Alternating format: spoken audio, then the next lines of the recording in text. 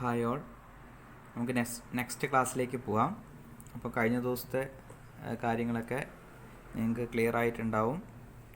അപ്പോൾ എന്തെങ്കിലും ഡൗട്ട് ഉണ്ടെങ്കിൽ നിങ്ങൾ ചോദിക്കാം. ഓക്കെ, അപ്പോൾ നമുക്ക് നെക്സ്റ്റ് ക്വസ്റ്റ്യനിലേക്ക് പോവാം.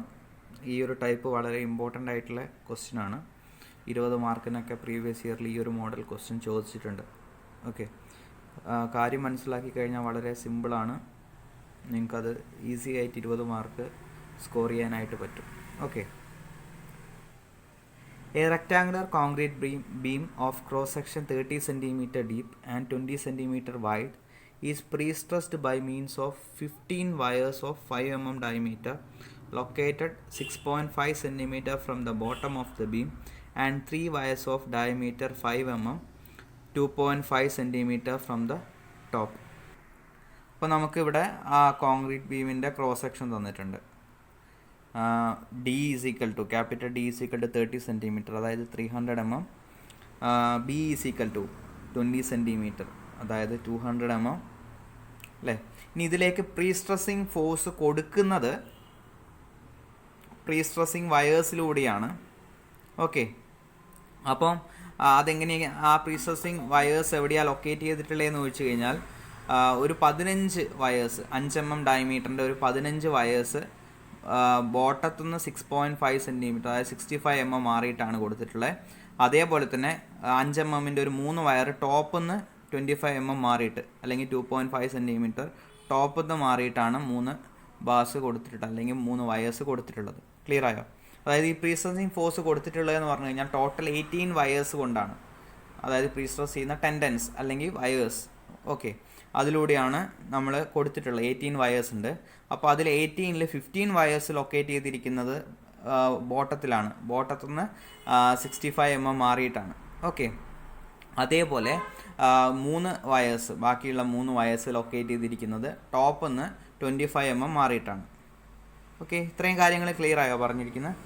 Okay, assuming the pre stress in the steel as 840 Nm/mm². Okay, ഇപ്പം പ്രീ സ്ട്രെസ് തന്നിട്ടുണ്ട് ആ സ്റ്റീലിലേക്ക് വരുന്നത്, അല്ലെങ്കിൽ ആ സ്റ്റീൽ വയേഴ്സിലേക്ക് അല്ലെങ്കിൽ ടെൻഡൻസിലേക്ക് വരുന്ന സ്ട്രെസ് തന്നിട്ടുണ്ട്. എത്രയാണ് തന്നിട്ടുള്ളത്? 840 Nm/mm². അപ്പോൾ അതിൽ എക്സ്പീരിയൻസ് ചെയ്യുന്ന സ്ട്രെസ്, സ്റ്റീൽ വയേഴ്സിൽ എക്സ്പീരിയൻസ് ചെയ്യുന്ന സ്ട്രെസ് എന്ന് പറയുന്നത് 840 Nm/mm² ആണ്. നമുക്ക് വേണമെങ്കിൽ സിഗ്മ എന്നുള്ള രീതിയിൽ എടുക്കാം. ഓക്കെ, ഇനി കാൽക്കുലേറ്റ് ചെയ്യേണ്ടത് എന്താ? Calculate the stresses at the extreme fibres of the mid span section when the beam is supporting its own weight over a span of 6 metre. അപ്പോൾ ഇതിൻ്റെ സ്പാൻ 6 മീറ്റർ ആണ്. നമുക്ക് കണ്ടുപിടിക്കേണ്ടതെന്ന് പറഞ്ഞാൽ എക്സ്ട്രീം ഫൈബർ സ്ട്രെസ് ആണ്, അതായത് FSUPയും F ഇൻഫീരിയറും ആണ് കണ്ടുപിടിക്കേണ്ടത്. എവിടുത്തെ? മിഡ് സ്പാൻ സെക്ഷനിൽ, അതായത് 6 മീറ്റർ സ്പാൻ ഉള്ളതിൻ്റെ ഹാഫ് സെക്ഷൻ, അതായത് 3 മീറ്റർ മാറിയിട്ട്. അപ്പോൾ നമ്മൾ കണ്ടുപിടിച്ചതൊക്കെ മിഡ് സ്പാൻ സെക്ഷൻ തന്നെയാണ്. ഓക്കെ, അപ്പോൾ മിഡ് സ്പാൻ സെക്ഷനിലെ എക്സ്ട്രീം ഫൈബേഴ്സിൽ ഡെവലപ്പ് ചെയ്യുന്ന സ്ട്രെസ്സസ്. ഓക്കെ, F ഇൻഫീരിയറും FSUPയും കണ്ടുപിടിക്കണം. If A uniformly distributed live load of 6 kN/m is imposed. അപ്പോൾ അതിലേക്ക് ലൈവ് ലോഡ് വരുന്നുണ്ട്. ആ ലൈവ് ലോഡിൻ്റെ മാഗ്നിറ്റ്യൂഡ് 6 kN/m ആണ്. Evaluate the maximum working stress in concrete. അപ്പോൾ ഇതിൽ FSUPയും F ഇൻഫീരിയറും കണ്ടുപിടിച്ചതിന് ശേഷം അതിലേതാണ് മാക്സിമം എന്നും കൂടി എടുത്ത് എഴുതണം. ഓക്കെ, ഏതാണ് മാക്സിമം വരുന്ന സ്ട്രെസ് എന്ന് നമ്മൾ എടുത്ത് എഴുതേണ്ടതായിട്ടുണ്ട്. Okay, the density of concrete is 24 kN/m³. കോൺക്രീറ്റിൻ്റെ ഡെൻസിറ്റി നമുക്ക് തന്നിട്ടുണ്ട് 24 kN/m³ ആണ്. ഓക്കെ, അപ്പം ഈ ബീമിൻ്റെ കണ്ടീഷൻസൊക്കെ നമുക്ക് തന്നിട്ടുണ്ട്. അതിൽ വരുന്ന ലൈവ് ലോഡ്, ഓക്കെ, അതിൻ്റെ സ്പാൻ, അതിൻ്റെ ക്രോസ് സെക്ഷൻ, അതിലേക്ക് വരുന്ന പ്രീ സ്ട്രെസ്സിങ് വയേഴ്സിൻ്റെ ഡീറ്റെയിൽസ്, അതിലേക്ക് വരുന്ന പ്രീ സ്ട്രെസ്സിൻ്റെ വാല്യൂ ഒക്കെ നമുക്ക് തന്നിട്ടുണ്ട്. അപ്പോൾ നമുക്ക് ഇതെങ്ങനെയാണ് അനലൈസ് ചെയ്യാന്നുള്ളത് നമുക്ക് നോക്കാം. Okay, given data D is equal to 30 cm, that is 300 mm. Small letter b is equal to 20 cm, that is 200 mm. Pre-stressing വയേഴ്സിൻ്റെ details തന്നിട്ടുണ്ട്. 15 wires of 5 mm diameter at 6.5 cm, that is 65 mm from bottom. 3 wires of 5 mm dia at 2.5 cm, that is 25 mm from top. Stress, pre-stress എത്രയാണ്? 840 Nm/mm², that is stress in steel wires. L is equal to 6 meter, Q is equal to live load 6 kN/m, density of concrete is equal to 24 kN/m³. Okay, solution.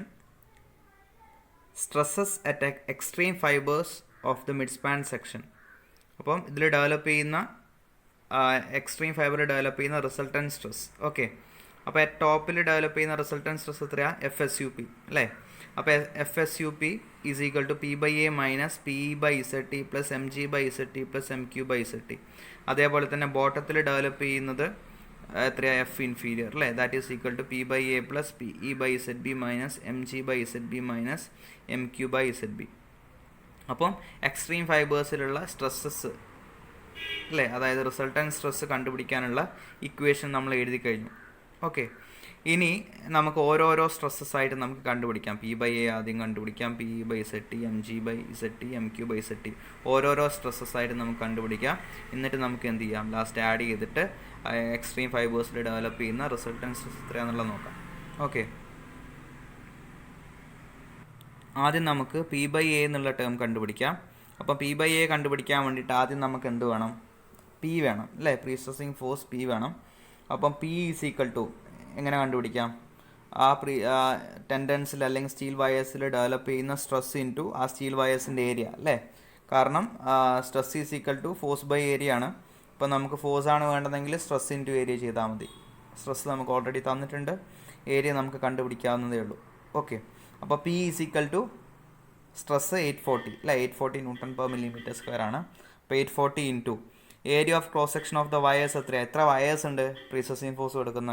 ബോട്ടത്തിൽ 15ഉം ടോപ്പിൽ 3ഉം അല്ലേ? അപ്പോൾ total 18 wires ഉണ്ട്. അപ്പോൾ 18 into അതിൻ്റെ ഡയ എത്രയാണ്? 5 അപ്പോൾ നമുക്ക് 5 mm 18 വയേഴ്സാണ് ഉള്ളത്. അപ്പം 18 into pi into 5² divide by 4 solve ചെയ്ത് കഴിഞ്ഞാൽ 296,880.50 ന്യൂട്ടൺ എന്ന് പറഞ്ഞ് കിട്ടും. ഓക്കെ, അപ്പോൾ P is equal to kilo ന്യൂട്ടണിലേക്ക് കൺവേർട്ട് ചെയ്ത് കഴിഞ്ഞാൽ 296.880 കിലോ ന്യൂട്ടൺ. ഓക്കെ, ഇനി P/A കണ്ടുപിടിക്കുമ്പോൾ നമുക്ക് ന്യൂട്ടണിൽ തന്നെ സബ്സ്റ്റിറ്റ്യൂട്ട് ചെയ്യാം. 296,880.50 divided by B into D, cross section area of concrete. അപ്പോൾ 300 ഇൻറ്റു 200 സോൾവ് ചെയ്ത് കഴിഞ്ഞാൽ 4.948 Nm/mm² എന്ന് കിട്ടും P/A ടേമായി. ഓക്കെ, പ്രീ സ്ട്രെസ്സിങ് ഫോഴ്സ് മുഖേന ഡെവലപ്പ് ചെയ്യുന്ന ഡയറക്റ്റ് സ്ട്രെസ്സാണ് ഇപ്പം കണ്ടുപിടിച്ചിരിക്കുന്നത്, 4.948 Nm/mm². ഓക്കെ, രണ്ടാമത് നമുക്ക് PE/ZBയും PE/ZTയും കണ്ടുപിടിക്കാം. ഓക്കെ, ഇപ്പം നമുക്ക് P ഓൾറെഡി കിട്ടിയിട്ടുണ്ട്. ഇനി എക്സെൻട്രിസിറ്റി നമുക്ക് വേണം അല്ലേ? Okay, to find out eccentricity we have to find out the centroid of prestressing force. So by considering the distance of centroid of prestressing force from bottom. അപ്പോൾ നമ്മുടെ pre stressing force ഈ ഒരു concrete ബീമിലേക്ക് കൊടുക്കുന്നതെന്ന് പറഞ്ഞു കഴിഞ്ഞാൽ ഈ steel വയേഴ്സിലൂടെയാണ് അല്ലേ? ബോട്ടത്തിൽ 15 steel wires ഉണ്ട്, ടോപ്പിൽ 3 സ്റ്റീൽ വയേഴ്സ് ഉണ്ട്. അപ്പോൾ ഈ സ്റ്റീൽ വയേഴ്സിൻ്റെ അകത്ത് കൂടിയാണ് പ്രീ സ്ട്രെസ്സിങ് ഫോഴ്സ് കൊടുക്കുന്നത്. ഓക്കെ, അപ്പോൾ ഈ രണ്ട് ടോപ്പിലൂടെയും ബോട്ടത്തിലൂടെയും കൊടുക്കുമ്പോൾ ഇതിനൊരു സെൻട്രോയിഡ് ഉണ്ട്. അതായത് ഈ രണ്ട് രീതിയിൽ നമ്മൾ ഫോഴ്സ് കൊടുക്കുമ്പോൾ ഇതിൻ്റെ എഫക്റ്റ് വരുന്നത് സെൻട്രോയിഡിലായിരിക്കും. അതായത് ആ ഒരു കറസ്പോണ്ടിങ് പോയിന്റിൽ ആക്ട് ചെയ്യുന്ന രീതിയിലായിരിക്കും ഈ പ്രീ സ്ട്രെസ്സിങ് ഫോഴ്സ് മുഖേനയുള്ള ബെൻഡിങ്ങും കാര്യങ്ങളൊക്കെ വരിക. ഓക്കെ, അപ്പം ഇതിൻ്റെ എഫക്റ്റ് വരുന്ന, അതായത് ഈ ഒരു ഫോഴ്സ് കറക്റ്റായിട്ട് ഒരു പോയിന്റിലൂടെ ആക്ട് ചെയ്യുന്ന രീതിയിലുള്ള എഫക്റ്റാണ്, ബെൻഡിങ്ങും കാര്യങ്ങളൊക്കെയാണ് ഈ ഒരു ബീമിൻ്റെ അകത്തേക്ക് ഡെവലപ്പ് ചെയ്യുക. അപ്പോൾ അത് ഏത് പോയിൻ്റാണെന്നുള്ള കണ്ടുപിടിക്കണം. അതായത് ഈ ഫോഴ്സിൻ്റെ സെൻട്രോയിഡ് എന്ന് പറയും. അതായത് ഇതുപോലെ 3 ബാർസിലൂടെ ടോപ്പിലൂടെയും 15 ബാർസിലൂടെ ബോട്ടത്തിലൂടെയും പ്രീ സ്ട്രെസ്സിങ് ഫോഴ്സ് വരുന്നുണ്ടെങ്കിലും അതിൻ്റെ നെറ്റ് എഫക്റ്റ് എന്ന് പറയുന്നത് ഒരു പർട്ടിക്കുലർ പോയിന്റിലൂടെ ആക്ട് ചെയ്യുന്ന രീതിയിലായിരിക്കും. ഓക്കെ, അതായത് അതിൻ്റെ ഒരു സെൻട്രോയിഡ് പോയിന്റ് ഉണ്ടാവും ഈ ക്രോസ് സെക്ഷൻ്റെ അകത്ത് ഈ ഫോഴ്സ് ആക്ട് ചെയ്യുന്നു എന്നുള്ള രീതിയിൽ. ആ സെൻട്രോയിഡ് എത്രയാണെന്നുള്ള കണ്ടുപിടിക്കണം. ക്ലിയർ ആയോ? അതായത് ടോപ്പിലൂടെ ഇതുപോലെ ഫോഴ്സ് ആക്ട് ചെയ്യുന്നുണ്ട്, അതുപോലെ തന്നെ ബോട്ടത്തിലൂടെയും ഫോഴ്സ് ആക്ട് ചെയ്യുന്നുണ്ട്. പക്ഷേ ഇതിൻ്റെയൊക്കെ ഒരു നെറ്റ് എഫക്റ്റ് ഉണ്ട്, ഒരു പോയിന്റ് ഈ ഫോഴ്സ് ആക്ട് ചെയ്യുന്നതിന് ഒരു സെൻട്രോയിഡ് ഉണ്ട്. ഓക്കെ, ആ സെൻട്രോയിഡ് എവിടെയാണെന്നുള്ളത് നമ്മൾ കണ്ടുപിടിക്കേണ്ടതായിട്ടുണ്ട്. അപ്പോൾ അതിന് കറസ്പോണ്ടിങ് ആയിട്ടാണ് നമുക്ക് എക്സെൻട്രിസിറ്റി വരിക. ക്ലിയർ ആയോ? ഇപ്പം നമ്മൾ ഇതുവരെ പഠിച്ചേക്കെന്ന് പറഞ്ഞാൽ ഒരു ബോട്ടത്തിലൂടെ മാത്രം പ്രീ സ്ട്രെസ്സിങ് ഫോഴ്സ് കൊടുക്കുന്ന കേസാണ് നമ്മൾ പഠിച്ചത്. അപ്പോൾ എക്സെൻട്രിസിറ്റി നമുക്ക് ഡയറക്റ്റ് എടുക്കായിരുന്നു. ഇപ്പോൾ ടോപ്പിലോ അല്ലെങ്കിൽ വേറെ പല ലെവൽസിലായിട്ട് ആ കോൺക്രീറ്റിൻ്റെ ക്രോസ് സെക്ഷന് പല ലെവലിലായിട്ട് പ്രീ സ്ട്രെസ്സിങ് ഫോഴ്സ് കൊടുക്കുന്നുണ്ടെങ്കിൽ ആ പിന്നെ ടെൻഡൻസിലൂടെ അതിലേക്ക് എഫക്റ്റ് വരുന്ന ആ പ്രീ സ്ട്രെസ്സിങ് ഫോഴ്സിൻ്റെ ഒരു സെൻട്രോയിഡ് പോയിന്റ് ഉണ്ട്. ആ സെൻട്രോയിഡ് പോയിന്റ് നമ്മൾ കണ്ടുപിടിക്കേണ്ടതായിട്ടുണ്ട്. അത് എവിടെയാണെന്നുള്ളത് നമ്മൾ കണ്ടുപിടിക്കണം. ഓക്കെ, അതിന് കറസ്പോണ്ടിങ് ആയിട്ട് എക്സെൻട്രിസിറ്റി എടുക്കുക. ക്ലിയർ ആയോ? അതായത് ഇപ്പോൾ ഇതുപോലെ ഞാൻ ഒരു എക്സാമ്പിൾ പോലെ പറയാം. അതായത് ഇപ്പം ടോപ്പിൽ ഒരു 25 mm മാറിയിട്ടാണ് പ്രീസസിങ് ഫോഴ്സ് ഈ 3 ബാർസിലൂടെ വരുന്നത്. അതേപോലെ ബോട്ടത്തിൽ ഒരു 65 mm മാറിയിട്ടാണ് ഈ സ്റ്റീൽ വയേഴ്സിലൂടെ പ്രീസസിങ് ഫോഴ്സ് വരുന്നത്. അപ്പോൾ ഇത് രണ്ടും കൂടി കമ്പൈൻ ചെയ്ത് വരുമ്പോൾ ചിലപ്പം ഒരു ഫോർ എക്സാമ്പിൾ ഇപ്പോൾ ഒരു 100 mm ബോട്ടത്തു നിന്നൊരു 100 mm മാറിയിട്ട്, അല്ലെങ്കിൽ ബോട്ടത്തു നിന്നൊരു 200 mm മാറിയിട്ടായിരിക്കും, അല്ലെങ്കിൽ ഒരു 150 mm മാറിയിട്ടായിരിക്കും ഇതിൻ്റെ സെൻട്രോയിഡ് വരിക.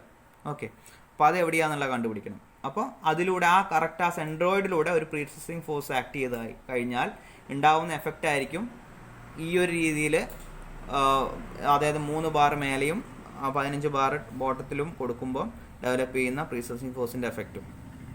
ക്ലിയർ ആയോ? ആ ഒരു കൺസെപ്റ്റ് ക്ലിയർ ആയല്ലോ? ഓക്കെ, അപ്പോൾ നമ്മൾ ആ സെൻട്രോയിഡ് വാല്യൂ കണ്ടുപിടിക്കാൻ വേണ്ടിയിട്ട് നമ്മൾ ഡിസ്റ്റൻസ് എടുക്കുന്നത് ബോട്ടത്തിൽ നിന്ന് നമുക്ക് എടുക്കാം.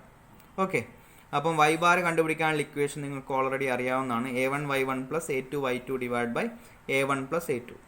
ഓക്കെ, അതിൽ a1 എന്ന് പറയുന്നത് ബോട്ടത്തിലുള്ള റീഇൻഫോഴ്സ്മെൻറ്റിൻ്റെ അല്ലെങ്കിൽ ബോട്ടത്തിലുള്ള സ്റ്റീൽ വയേഴ്സിൻ്റെ ഏരിയ, a2 എന്ന് പറയുന്ന ടോപ്പിലുള്ള സ്റ്റീൽ വയേഴ്സിൻ്റെ ഏരിയ, y1 y2 എന്ന് പറയുന്നത് ഇപ്പം y1 എന്ന് പറയുന്നത് ബോട്ടത്തിലുള്ള സ്റ്റീൽ വയറിന്ന് ബോട്ടത്തിലേക്കുള്ള ഡിസ്റ്റൻസ്, അതേപോലെ y2 എന്ന് പറയുന്നത് ടോപ്പിലുള്ള സ്റ്റീൽ വയറിന്ന് ബോട്ടത്തിലേക്കുള്ള ഡിസ്റ്റൻസ്. കാരണം നമ്മളിപ്പം സെൻട്രോയിഡ് ഡിസ്റ്റൻസ് കണ്ടുപിടിക്കാൻ പോകുന്ന ബോട്ടത്തു നിന്നാണ്. അപ്പം y ബാർ = a1 എന്ന് പറയുമ്പം ബോട്ടത്തിൽ 15 വയേഴ്സ് ആണുള്ളത് അല്ലേ? ഇപ്പോൾ ഇവിടെ ഞാൻ ജസ്റ്റ് ഒരു റഫായിട്ട് ഒരു ഫിഗർ വരച്ചിരിക്കുകയാണ്. ഇപ്പം ടോപ്പിൽ 5 mm റീഇൻഫോഴ്സ്മെൻറ്റ് 25 mm മാറിയിട്ട് ഓക്കെ ടെൻഡൻസ് ഉണ്ട്. അതേപോലെ ബോട്ടത്തുനിന്ന് 65 mm മാറിയിട്ട് ടെൻഡൻസ് അല്ലെങ്കിൽ സ്റ്റീൽ വയേഴ്സ് ഉണ്ട്, 15 നമ്പേഴ്സ് ഉണ്ട്. അപ്പോൾ ഇത് ടോട്ടൽ 150. ഇതിൻ്റെ ഈ ഒരു റെക്ടാങ്കുലർ ക്രോസ് സെക്ഷൻ്റെ സെൻട്രോയിഡ് ഇവിടെയാണ് വരുന്നത്. ഓക്കെ, കറക്റ്റ് 300.5 അതേപോലെ തന്നെ ഇതിലൂടെ കൊടുക്കുന്ന ഫോഴ്സിനൊരു സെൻട്രോയിഡ് ഉണ്ട്, അതെവിടെയാണെന്നുള്ളത് നമ്മൾ കണ്ടുപിടിക്കാൻ പോവാണ്. ഓക്കെ, അപ്പോൾ ആ ഇക്വേഷനിൽ നമ്മൾ വാല്യൂസ് സബ്സ്റ്റിറ്റ്യൂട്ട് ചെയ്യാൻ പോവാണ്. അപ്പോൾ a1 എന്ന് പറയുമ്പോൾ 15 × π × 5² / 4, 15 ബാറിൻ്റെ ഏരിയ. a2 എന്ന് പറയുന്നത് 3 ബാറിൻ്റെ ഏരിയ, 3 × π × 5² / 4. ഓക്കെ, y1 എന്ന് പറയുമ്പോൾ ബോട്ടത്തിലേക്ക് ഈ ബാറിൻ്റെ ഡിസ്റ്റൻസ്. അപ്പോൾ ഈ ബാർ ലൊക്കേറ്റ് ചെയ്തിരിക്കുന്ന ബോട്ടം 65-ലാണ്. അപ്പം y1 എന്ന് പറയുന്നത് 65 തന്നെയാണ്. y2 എന്ന് പറയുന്നത് ഈ ബാറിന്ന് ബോട്ടത്തിലേക്കുള്ള ഡിസ്റ്റൻസ്. കാരണം നമ്മൾ സെൻട്രോയിഡ് കണ്ടുപിടിക്കുന്ന ബോട്ടത്തിൽ നിന്നായതുകൊണ്ട് ബോട്ടത്തിലേക്കുള്ള ഡിസ്റ്റൻസ് തന്നെ എടുക്കണം. ഓക്കെ, അപ്പോൾ ടോട്ടൽ 300 ആണ്. അപ്പോൾ 300 - 25 എടുത്തു കഴിഞ്ഞാൽ y2 നമുക്ക് കിട്ടും. ഓക്കെ, ക്ലിയർ ആണോ? അപ്പോൾ y ബാർ = 15 × π/4 × 5², a1 15 ബാർസിൻ്റെ ഏരിയ ഇൻറ്റു y1 65, a2 എന്ന് പറയുമ്പോൾ 3 ബാർസിൻ്റെ ഏരിയ 3 × π/4 × 5² ഇൻറ്റു y2 എന്ന് പറയുന്ന 300 - 25, അതായത് ഈ ബാർ ലൊക്കേറ്റ് ചെയ്തിരിക്കുന്ന പോയിന്റിൽ നിന്ന് ബോട്ടത്തിലേക്കുള്ള ഡിസ്റ്റൻസ്. ഓക്കെ, ഇനി a1 + a2. a1 എന്ന് പറയുമ്പോൾ 15 ബാർസിൻ്റെ ഏരിയ π/4 × 5² × 15, a2 എന്ന് പറയുന്നത് 3 ബാറിൻ്റെ ഏരിയ π/4 × 5² × 3. അല്ലെങ്കിൽ ടോട്ടൽ നിങ്ങൾക്ക് a1 + a2 കമ്പൈൻ ചെയ്തിട്ട് എടുക്കാം. 18 ബാർസ് ഒരേ ഡയയാണ്, 5 mm തന്നെയാണ്. അപ്പോൾ 18 × π × 5² / 4 എന്ന് പറഞ്ഞാലും എടുക്കാം. ഓക്കെ, ഇനി സോൾവ് ചെയ്ത് കഴിഞ്ഞാൽ y ബാർ = 19144.080 + 16198.837 / 353.429 എന്ന് പറഞ്ഞ് കിട്ടും. ഓക്കെ, ഇത് സോൾവ് ചെയ്ത് കഴിഞ്ഞാൽ y ബാർ നമുക്ക് 100 mm കിട്ടും. അപ്പം y bar = 100 mm from bottom. അപ്പം y ബാർ ലൊക്കേറ്റ് ചെയ്തിരിക്കുന്നത് ബോട്ടത്തു നിന്ന് 100 mm മാറിയിട്ടാണ്. അപ്പോൾ എക്സെൻട്രിസിറ്റി എന്ന് പറയുന്നത് എവിടെയായിരിക്കും? അതായത് പ്രീസസിങ് ഫോഴ്സിൻ്റെ എഫക്റ്റ് വരുന്നത് അല്ലെങ്കിൽ അതിൻ്റെ സെൻട്രോയിഡ് പോർഷൻ എന്ന് പറയുന്നത് ബോട്ടത്തു നിന്ന് 100 mm മാറിയിട്ടാണ്. ഓക്കെ, അപ്പോൾ എക്സെൻട്രിസിറ്റി എന്ന് പറയുമ്പോൾ ഇതിൻ്റെ സെൻട്രോയിഡിൽ നിന്ന്, അതായത് ഈ കോൺക്രീറ്റിൻ്റെ സെൻട്രോയിഡ്, അതായത് റെക്ടാങ്കുലർ പോർഷൻ്റെ സെൻട്രോയിഡിൽ നിന്ന് ഈ പ്രീസസിങ് ഫോഴ്സിൻ്റെ സെൻട്രോയിഡിലേക്കുള്ള ഡിസ്റ്റൻസ്. അപ്പോൾ എത്രയാണ് വരിക? ഇപ്പം ടോട്ടൽ 150 ആണ് ഹാഫ് വരെയുള്ള ഡിസ്റ്റൻസ്. അപ്പോൾ അതിന് 100 ബോട്ടത്തു നിന്ന് 100 mm മാറിയിട്ടാണ് ഈ പ്രീസസിങ് ഫോഴ്സ് ലൊക്കേറ്റ് ചെയ്തിരിക്കുന്നത്. അപ്പോൾ eccentricity E = 150 - 100 = 50 mm. Okay, rectangular cross section ആയതുകൊണ്ട് ZD-യും ZT-യും സെയിം ആണ്. BD² / 6. അപ്പോൾ 200 × 300² / 6 ചെയ്ത് കഴിഞ്ഞാൽ 3 × 10⁶ mm³ കിട്ടും. അപ്പോൾ PE/ZT = PE/ZB. PEൻ്റെ വാല്യൂ എത്രയാണ്? P 296,880.50 അല്ലേ? E50 നമുക്കിപ്പം കിട്ടി. / 3 × 10⁶ ചെയ്ത് കഴിഞ്ഞാൽ 4.948 Nm/mm² കിട്ടും. അപ്പോൾ PE/ZTൻ്റെയും PE/ZBൻ്റെയും വാല്യൂ നമുക്കായി. ഓക്കെ, ഇനി MG/ZTയും MG/ZBയും കണ്ടുപിടിക്കണം. അപ്പോൾ G = അതിൻ്റെ ഡെൻസിറ്റി നമുക്ക് തന്നിട്ടുണ്ട്. കോൺക്രീറ്റിൻ്റെ 24 kN/m³ ആണ്. അതിൻ്റെ ക്രോസ് സെക്ഷനായിട്ട് മൾട്ടിപ്ലൈ ചെയ്ത് കഴിഞ്ഞാൽ 0.2 × 0.3 × 24 1.44 kN/m കിട്ടും. MG = GL² / 8 1.44 × 6² / 8 ചെയ്ത് കഴിഞ്ഞാൽ 6.48 kN/m കിട്ടും. അപ്പോൾ MG/ZB = MG/ZT. അപ്പോൾ 6.48 × 10⁶ ZBൻ്റെ അല്ലെങ്കിൽ ZTൻ്റെ വാല്യൂ എന്ന് പറയുന്നത് 3 × 10⁶ ആണ്. സോൾവ് ചെയ്ത് കഴിഞ്ഞാൽ 2.16 Nm², എന്ന് പറഞ്ഞു കിട്ടും. ഓക്കെ, അടുത്തത് MQ/ZBയും MQ/ZTയും കണ്ടുപിടിക്കാം. അപ്പോൾ MQ കണ്ടുപിടിക്കാൻ നമുക്ക് ഡയറക്റ്റ് ഇക്വേഷനിൽ സബ്സ്റ്റിറ്റ്യൂട്ട് ചെയ്താൽ മതി. Q ഓൾറെഡി നമുക്ക് തന്നിട്ടുണ്ട്. അപ്പം QL²/8 എന്ന് പറയുമ്പം 6 × 6² / 8 that is equal to 27 kN/m. ഇനി MQ/ZB = MQ/ZT that is 27 × 10⁶ / 3 × 10⁶. Solve ചെയ്ത് കഴിഞ്ഞാൽ 9 Nm², എന്ന് പറഞ്ഞ് കിട്ടും. ഇനി നമ്മൾ FSUPൻ്റെയും F ഇൻഫീരിയറിൻ്റെ ഇക്വേഷനിൽ സബ്സ്റ്റിറ്റ്യൂട്ട് ചെയ്യാം. FSUP = 4.948 - 4.948 + 2.16 + 9. സോൾവ് ചെയ്ത് കഴിഞ്ഞാൽ FSUP = ടോപ്പിൽ വരുന്ന റിസൾട്ടൻറ്റ് സ്ട്രെസ് എന്ന് പറയുന്നത് 11.16 Nm², ആണ്.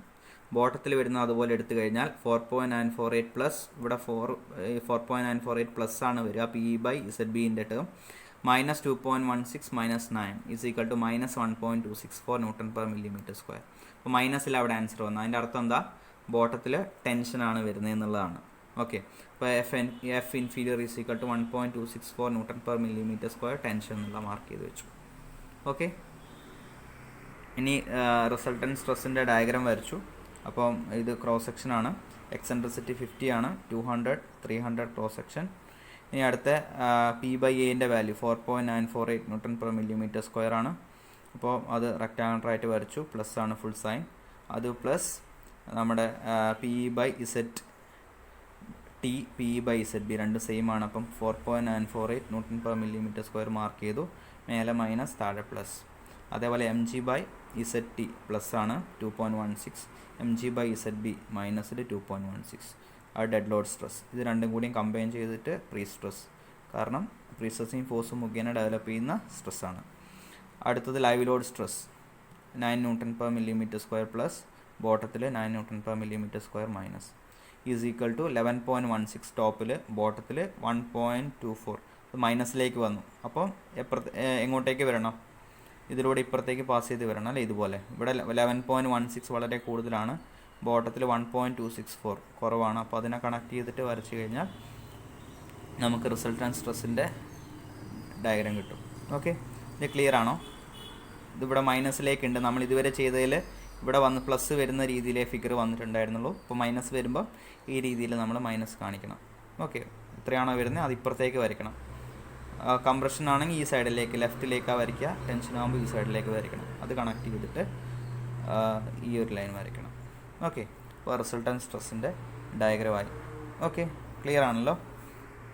ഇനി നമ്മളോട് മാക്സിമം വർക്കിംഗ് സ്ട്രെസ് എത്രയാണെന്നുള്ളത് എഴുതാൻ പറഞ്ഞിട്ടുണ്ട്.